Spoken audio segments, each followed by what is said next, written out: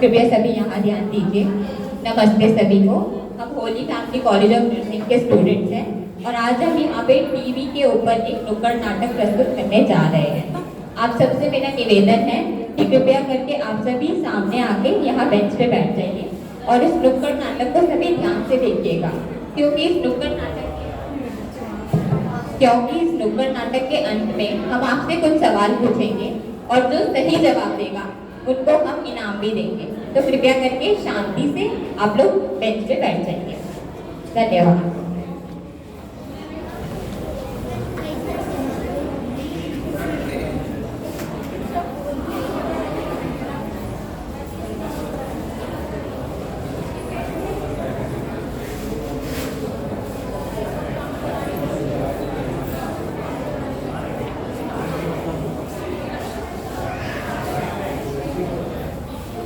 नुक्कड़ वाले आए हैं, नई कहानी लाए हैं। नुक्कड़ वाले आए हैं, नई कहानी लाए हैं। नुक्कड़ वाले आए हैं, नई कहानी लाए हैं। नुक्कड़ वाले आए हैं, नई कहानी लाए हैं। नुक्कड़ वाले आए हैं, नई कहानी लाए हैं।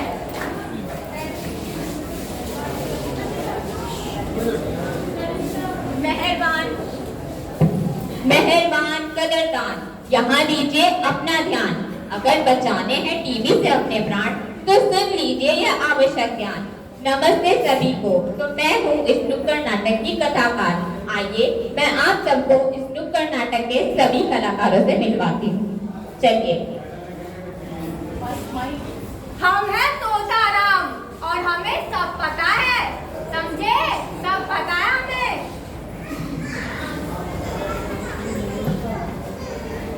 मैं हूँ सीता आंटी और मेरे को बातें बनाने में बहुत मजा आता है।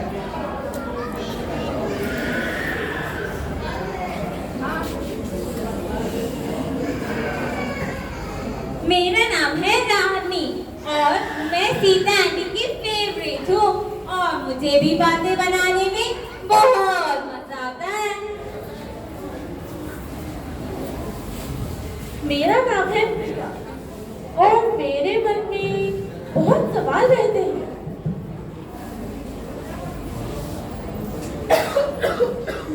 मेरा नाम है रवि, मुझे है 2 हफ्तों से खांसी।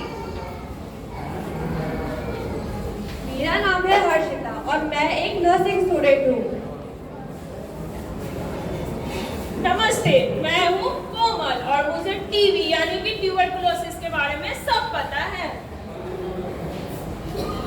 अरे ये क्या टीवी लगा रखा है? हाँ, अरे चाचा जी, टीवी नहीं, टीबी यानी ट्यूबरकुलोसिस। हाँ वही क्या लगा रखा है? हमें कुछ नहीं सुनना, हमें सब पता है।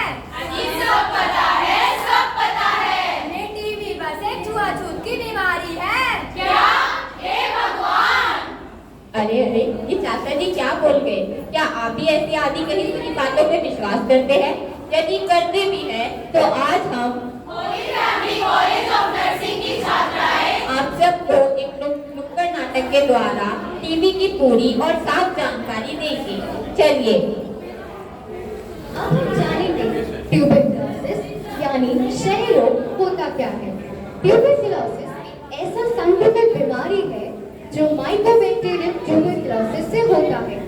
इसका प्रभाव हमारे फेफड़ों में ज्यादातर पड़ता है। इसके 4 प्रकार होते हैं। पहला, प्राइमरी ट्यूबरकुलोसिस। प्राइमरी ट्यूबरकुलोसिस में हमें कोई भी लक्षण दिखाई नहीं देते। दूसरा, बिलियरी ट्यूबरकुलोसिस। बिलियरी ट्यूबरकुलोसिस में हमारी रक्त धारा में माइकोबैक्टीरियम ट्यूबरकुलोसिस फैल जाता है। और तीसरा, कैविटी ट्यूबरकुलोसिस। कैविटी ट्यूबरकुलोसिस में हमें हमारे फेफड़ों के अंदर कैविटी यानी कीटाणु आ जाते हैं। और चौथा, ट्यूबरकुलोसिस प्लेरोसी। ट्यूबरकुलोसिस प्लेरोसी में हमारे फेफड़ों के झिल्ली में सूजन पड़ जाती है। दृश्य 1।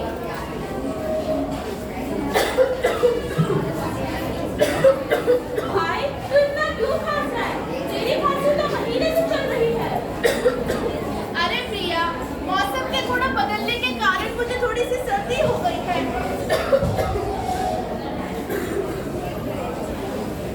लगता है रवि किसी भयंकर मनुष्य का लग रहा है। पर टीवी तो नहीं है, टीवी वालों से दूर रहना चाहिए। हाँ आंटी, टीवी तो चूने से ही फैलता है। अरे अरे ये गलत बात है। जब किसी चीज की सही जानकारी ना हो तो गलत जानकारी भी नहा दे। बेटा तुम इसकी बात का ध्यान मत दो। टीबी एक बैक्टीरियल इन्फेक्शन है जो हवा के जरिए फैलता है। इसका इलाज संभव है और सरकार इसका मुफ्त इलाज देती है। दृश्य 2।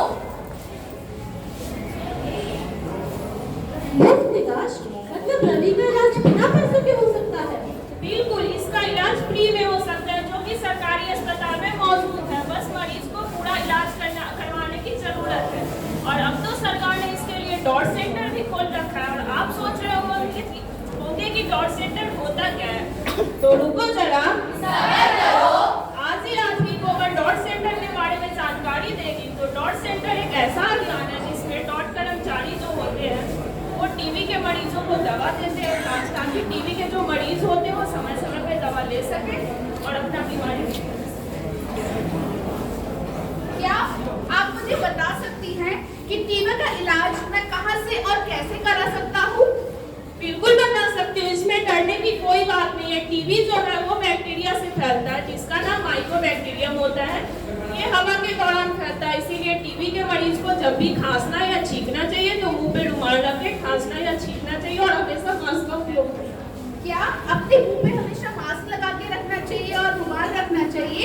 आज से मैं अपने मुंह पे मास्क या फिर रुमाल का उपयोग करूंगा।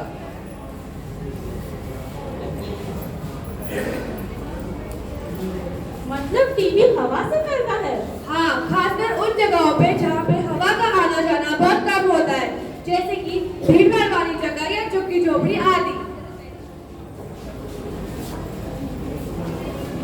तो चलिए अब हम जानेंगे कुछ ऐसे जोखिम कार्य जिनकी वजह से हमें टीबी का होने का पता लगता है। उनमें से पहला है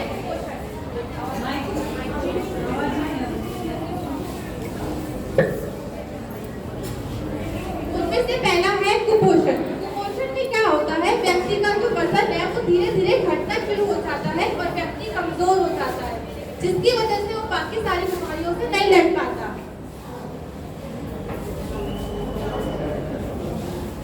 फिर है धूम्रपान। धूम्रपान का सेवन करने से हमारी फेफड़ों के ऊपर बहुत गहरा असर पड़ता है। हमारे फेफड़े बहुत कमजोर होने लगते हैं और फेफड़ों के ऊपर बहुत सारे बैक्टीरिया आ जाते हैं। फिर आता है शराब और धूम्रपान। शराब एवं धूम्रपान का प्रयोग करने की वजह से हमारे जो फेफड़े हैं और जो हमारी किडनियां हैं वो खराब हो जाती हैं, जिसकी वजह से व्यक्ति को सांस लेने में दिक्कत होती है। और अगर किसी व्यक्ति को टीबी है तो उससे हमारी किडनी में भी बहुत गहरा असर पड़ता है। फिर आता है एड्स एवं HIV। जिन भी व्यक्ति को एड्स या HIV है वो अपना ज्यादा ध्यान रखें, क्योंकि इसमें इम्यून सिस्टम हमारा कमजोर हो जाता है, जिसकी वजह से उनको टीबी होने का खतरा ज्यादा बढ़ जाता है। इसके अलावा और भी ऐसे जोखिम कारक हैं जो कि हमें टीबी होने का पता चलता है, जैसे कि हमें उल्टी आने लगती है, जिससे हमें खून भी नजर आना। इसके अलावा और भी चीजें हैं, जैसे कि रात में पसीना आना, छाती में दर्द होना। और अगर किसी व्यक्ति को टीबी है तो हमें और भी लंबी बीमारी हो जाती है, जैसे कि शुगर यानी कि डायबिटीज।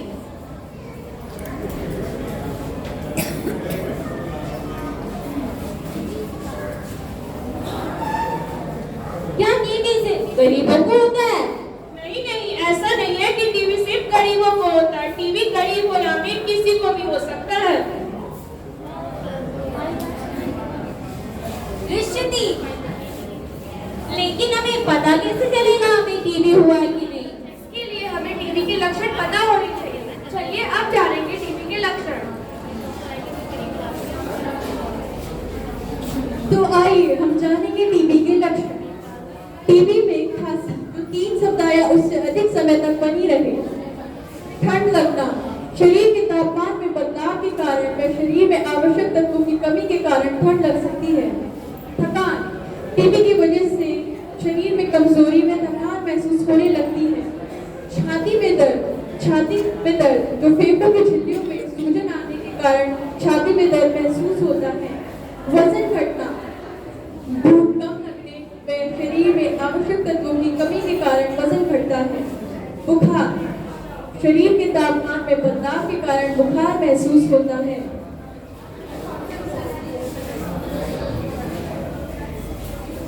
रवि भैया के सभी लक्षण मिल रहे हैं, मतलब उसे टीबी हो सकता है। बिल्कुल हो सकता है, इसीलिए सरकारी अस्पताल या डॉट सेंटर में जाओ और उसका टेस्ट करवाओ। टेस्ट भी मुफ्त में होता है और इलाज भी मुफ्त में होती है।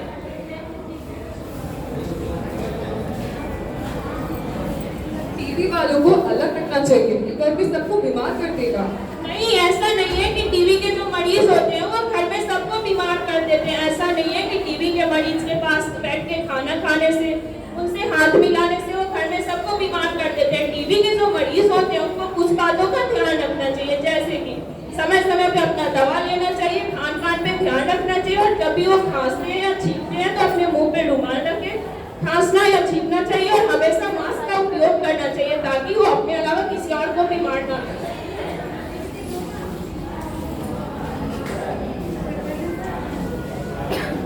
दीदी, अगर क्या होगा मैं अपना इलाज समय से ना कराऊं और समय में दवाइयाँ ना खाऊं तो?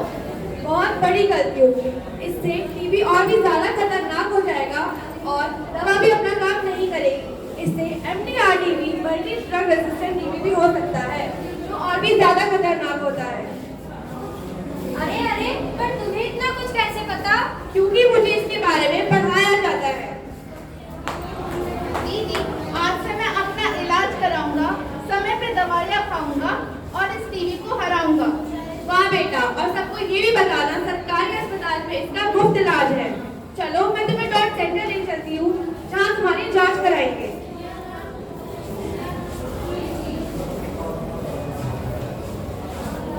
टीबी का विकास। टीबी फेफड़ों में टीबी सांस के माध्यम से अंदर जाता है और फेफड़ों में मरना शुरू होता है। सुप्त टीबी यानी कि लेटेंट टीबी वाले लोग बीमार महसूस नहीं करते हैं और कोई रोग नहीं फैला सकते। अगर इम्यून सिस्टम कमजोर हो तो सुप्त टीबी सक्रिय टीबी यानी कि एक्टिव टीबी में कन्वर्ट हो सकता है। सुप्त सक्रिय टीबी खांसने, छींकने, बोलने के माध्यम से फैलता है और अगर इसका समय पर इलाज ना हो तो यह जानलेवा भी हो सकता है।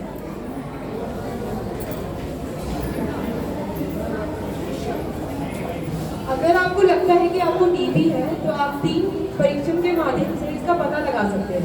पहले त्वचा का परीक्षण, दूसरा बलगम का परीक्षण और तीसरा छाती का एक्सरे। त्वचा के परीक्षण को मोनटॉक्स टेस्ट भी कहते हैं। इसमें बाह में एक दवाई लगती है सुई के माध्यम से, जिससे ट्यूबरकुलोसिस का पता लगता है। दूसरा बलगम का परीक्षण, बलगम में ट्यूबरकुलोसिस के कीटाणु का जांच हुई जाती है, जिससे ट्यूबरकुलोसिस का पता लगता है। और तीसरा छाती का एक्सरे, इसमें फेफड़े में कोई भी संक्रमण, सूजन या नुकसान का पता लगता है।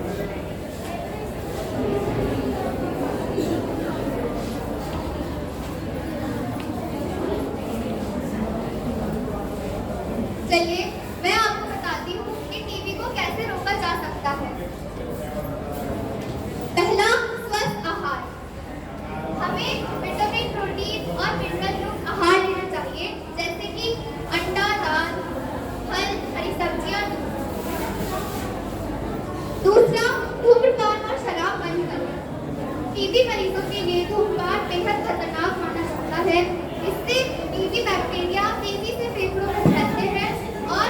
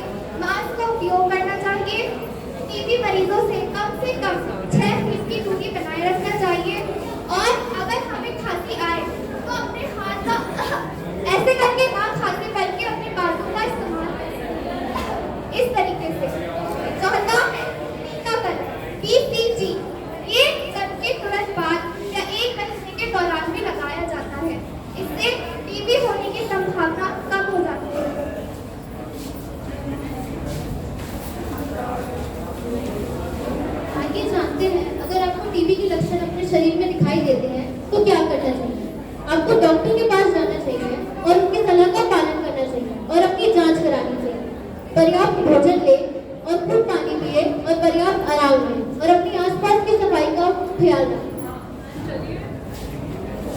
चलिए अब हम जानते हैं टीबी का इलाज कितने समय तक चलता है। आमतौर पर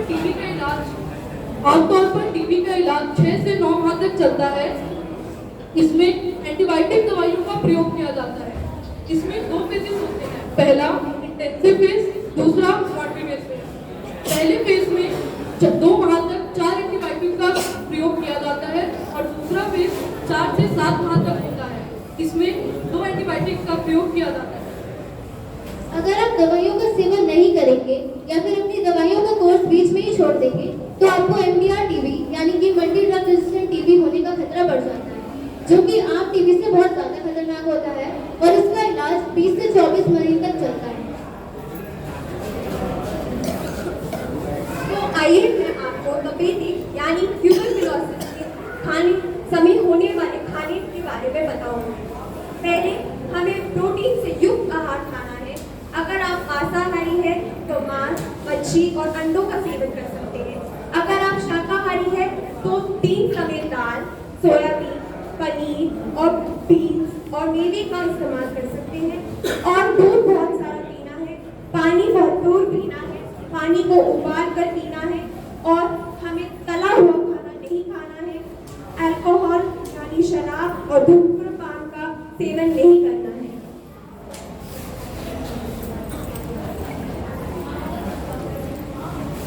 तो देखा आप सबने, आज कुछ लोगों को टीबी की सही जानकारी होने के कारण वे एक व्यक्ति की जान बचा सके। चलिए अब आप सबके इस धैर्य तथा ध्यानपूर्वक इस नुक्कड़ नाटक को देखने के लिए धन्यवाद करेंगे इस स्लोगन के साथ। जन जन को जगाना है, टीबी को हराना है। धन्यवाद।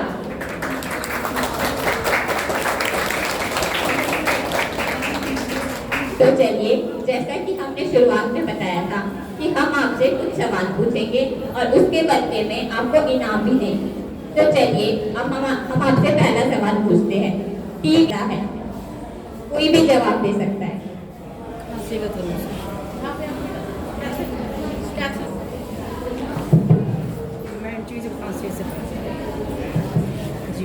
खांसी से फैलता है मिर्ची।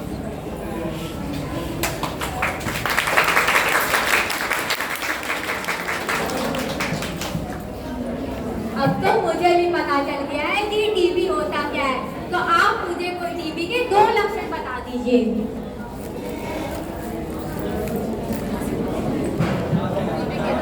कोई मुझे टीबी के 2 लक्षण बताएगा? थकान होना और ठंड लगना, खांसी लॉन्ग टाइम तक होना, थकान होना और वीकनेस होना, वजन घटना, खांसी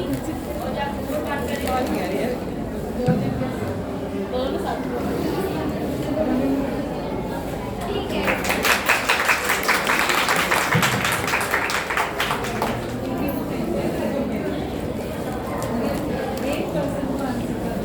ठीक है, अब हमारा नेक्स्ट क्वेश्चन है कि टीबी से बचाव हम कैसे कर सकते हैं? कोई भी बता सकता है।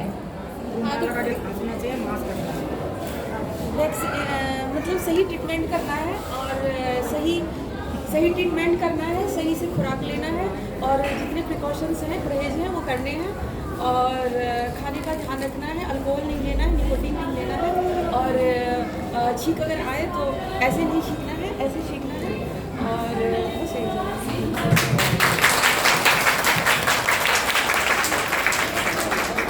क्या मुझे कोई बता सकता है कि BCG का टीकाकरण कब लगाया जाता है? कोई बताएगा BCG का टीकाकरण? बताओ बताओ, पता है तो बताओ।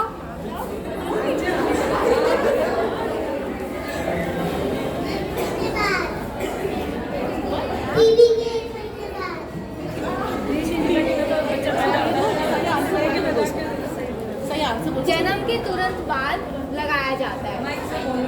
BCG का टीकाकरण जन्म के तुरंत बाद लगाया जाता है।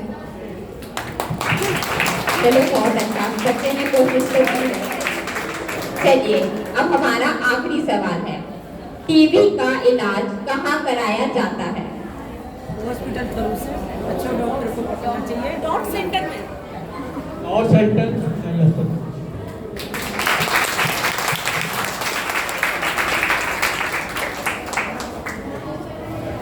तो चलिए अब हम हमारे कॉलेज की मैम प्रोफेसर एनी मैम को बुलाना चाहेंगे कि वह हमारे बीच में आके टीबी के बारे में आप सबको और अधिक जानकारी दें।